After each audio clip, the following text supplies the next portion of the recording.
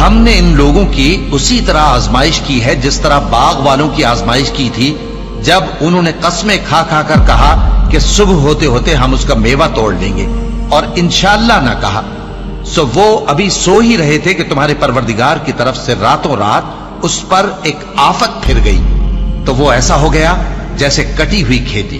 پھر جب صبح ہوئی تو وہ لوگ ایک دوسرے کو پکارنے لگے کہ اگر تم کو کاٹنا ہے تو اپنی کھیتی پر سویرے ہی جا پہنچو۔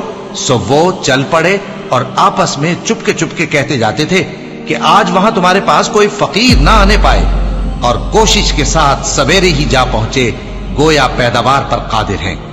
پھر جب انہوں نے باغ کو دیکھا تو ویران، کہنے لگے کہ ہم رستہ بھول گئے ہیں، نہیں بلکہ ہم بے نصیب ہو گئے۔ ایک جو ان میں سمجھدار تھا بولا، کیا میں نے تم سے نہیں کہا تھا کہ تم تسبیح کیوں نہیں کرتے؟